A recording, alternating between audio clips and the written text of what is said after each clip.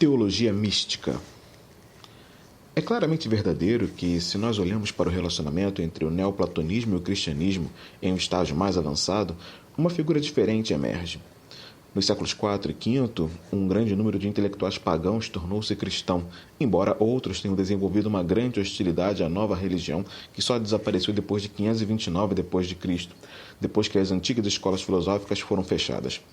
O resultado disso foi que a maioria dos principais teólogos do período clássico do desenvolvimento da dogmática cristã recebeu educação neoplatônica. Assim como seus predecessores do século II, eles estavam inclinados a considerar sua filosofia como uma preparação para o evangelho, uma suposição que, no caso do neoplatonismo, era plausível, embora fosse historicamente equivocada. Certamente, é verdade que muitos indivíduos iam de um lado para o outro sem perceber qualquer diferença significativa entre eles, e deve ter havido um grande número de cristãos cuja fé quase não era distinguível do neoplatonismo. Assim como no século XIX, havia muitos frequentadores de igreja que identificavam o cristianismo com a moralidade da classe média e com a moderna civilização ocidental. Que há uma certa simbiose entre o cristianismo e o neoplatonismo é algo indisputável, mas nós devemos ser muito cuidadosos antes de assumir que o segundo exerceu uma influência normativa sobre o primeiro na definição da doutrina cristã. Foi por isso que o embate entre os dois sistemas foi mais acirrado nos mais elevados píncaros da teologia, e foi nesse nível que a diferença essencial entre eles foi mais claramente percebida. Para colocar a questão com clareza, o neoplatonismo pensava em Deus como uma coisa abstrata, um objeto que pode ser analisado em termos como bondade, beleza, unidade e assim por diante. O cristianismo, por outro lado, pensava em Deus como uma pessoa, ou melhor, como três pessoas, que não podiam ser definidas em termos abstratos, mas com quem era possível e necessário para a salvação ter um relacionamento pessoal. Na linguagem de então, os neoplatonistas chamavam Deus de toon, entre parênteses, aquilo que é, enquanto os cristãos os chamavam de hoon, entre parênteses, aquele que é. Diferença sutil que nossa investigação revela ser uma distinção fundamental. Quando os teólogos cristãos começaram a examinar os pressupostos do neoplatonismo, eles descobriram que esses pressupostos eram inadequados em dois pontos fundamentais. Primeiro, sua imagem abstrata da divindade criou um ídolo intelectual fora do ser supremo e realmente obstruiu o caminho para o encontro com Deus vivo. Segundo, o sistema neoplatônico de contemplação era uma construção racional da mente humana, uma obra dos seres humanos, que negava o princípio bíblico fundamental da revelação. A revelação era lógica, no sentido de que ela sustentava um todo sistemático, mas ela não era racionalista, porque seus princípios básicos não podiam ser harmonizados com qualquer forma de pensamento filosófico secular. Deus só podia ser conhecido por meio de um encontro pessoal, uma experiência que vai além dos limites da existência criada, a qual a filosofia está, logicamente, limitada. Era, portanto, errado dizer que o Deus de Jesus Cristo é apenas Hoon, como se ele fosse nada mais, nada menos que uma versão personalizada do Toon. Para evitar essa equação, era necessário ser mais preciso e dizer que Hoon, que se revelou a Moisés na sarça ardente, não era o equivalente do Toon do platonismo. Em termos platonistas, Deus podia ser descrito somente como Tomeon, ou não ser, pois ele transcendia até mesmo a mais elevada concepção da mente humana.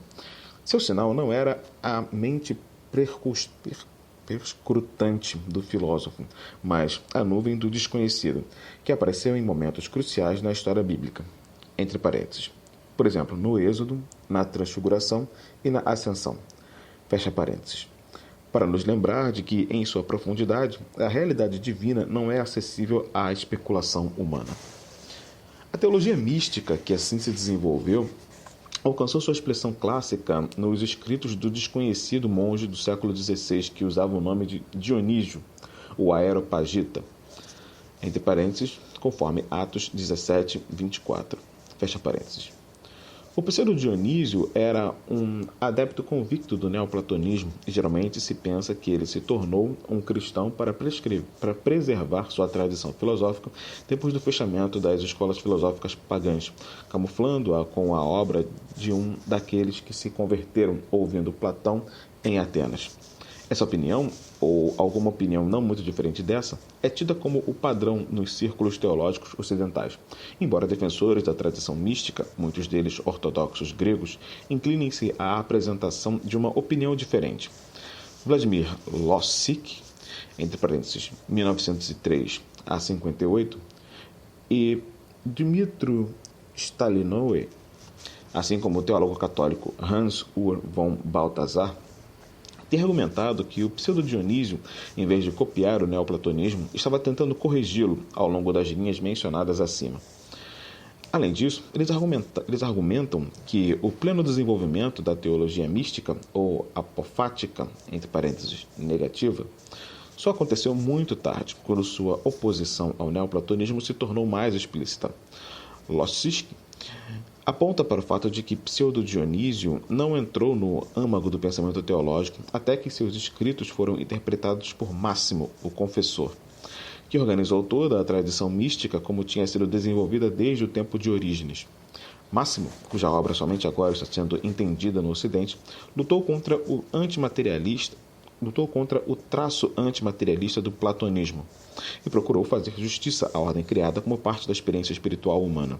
Mais tarde, essa tendência foi empurrada mais para diante por João de Damasco, entre parênteses, 675 a 749.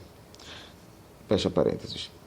Simeão, o novo teólogo, entre parênteses, 940 a 1022, fecha parênteses. Gregório de Palamás, entre parênteses, 1296 a 1359, fecha parênteses. E todos aqueles que rejeitavam a dicotomia entre corpo e alma, que é tão característica da tradição do platonismo. Mais que isso, todos eles afirmaram que a verdadeira teologia era possível somente quando Deus se revelava na soberania de sua graça toda-poderosa e onisciente, um tema que também caracteriza a obra dos grandes reformadores.